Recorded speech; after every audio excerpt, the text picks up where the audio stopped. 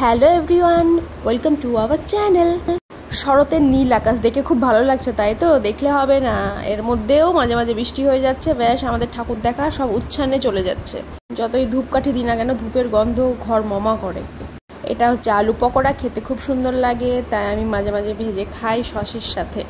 কিন্তু আমার মেয়ে খায় না, আমার মেয়ে কিছুই খেতে চায় না, আমি খাই তাই। অনেক দিন পর ফুলকপির সবজি খাচ্ছি। দিদি বানিয়েছিল, খেতে অসাধারণ লাগছিল। গরম ভাতের সাথে গরম ফুলকপির সবজি অনেক দিন পর খেলাম। মনটা খুবই খারাপ। কেন মন খারাপ তোমরা সবাই জানো। কলকাতাতে প্রচণ্ড বৃষ্টি হচ্ছে, সারাদিন রোদ উঠছে, কিন্তু ঠিক যখন ঠাকুর দেখতে যাওয়ার সময় সেখানে একদম বৃষ্টিতে মানে নৌকো চলবে এরকম মতো বৃষ্টি। একটাও ঠাকুর দেখতে পাবো কিনা এবার সন্দেহ। ভাবতে ভাবতে আমরা বন্ধুরা মিলে প্ল্যান করলাম, গেলাম ঠাকুর দেখতে। অনেক বন্ধুরা মিলে প্ল্যান করেছিলাম, আস্তে আস্তে 4 জনাতে ঠেকলো। আমাদের এই রকমই হয়, যখনই কোথাও ঘোরার প্ল্যান করি ক্যান্সেল হতে হতে 4 জনা, 2 জনা, 1 জনা, তারপরে পুরো ক্যান্সেলই হয়ে যায় প্ল্যানটা। এত এনজয় করলাম, তার সাথে সব থেকে বেশি এনজয় করলো ছোট ছোট পুচকু পুচকু বাচ্চাগুলো। আর প্রথমেই আমরা খেয়ে নিলাম চা। আমরা তো চা খোর, চা তো খেতেই হবে, চা না খেলে তো শুরুটাই করা যাবে না।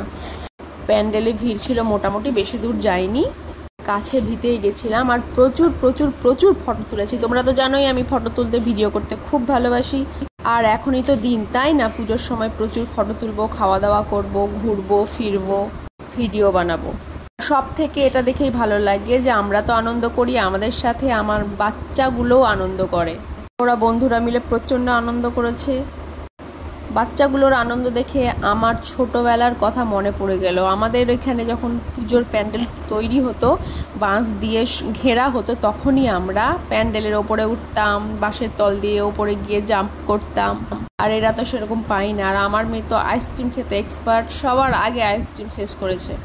আইসক্রিমের প্রতিযোগিতা হলে ফার্স্ট আমার মেয়েই হবে। ভগবান মনে হয় একটু মুখ তুলে চেয়েছিল বলে আমরা সন্ধ্যের দিকে ঘুরতে বেড়াতে পেরেছি, না তো প্রতিদিনকার মতন যেতেই পারতাম না। রেস্টুরেন্টে এসে খাবার খাবো আর ফটো তুলবো না, ভিডিও বানাবো না, সেটা তো হয় না। ফটো তুলতে হবে, ভিডিও বানাতে হবে। রেস্টুরেন্টটা ছিল ভালোই, মোটামুটি খারাপ বলবো না, ভালোই ছিল।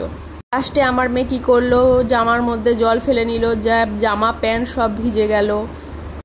বাধ্য হয়ে বন্ধুর বাড়ি গিয়ে জামা চেঞ্জ করতে হলো। খাবারগুলোর টেস্ট কিন্তু অসাধারণ ছিল।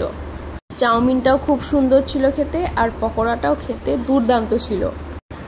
আর যেখানে আমরা খেতে গেছিলাম, যারা খাবার বানায় তারা কিন্তু সবাই চীনা।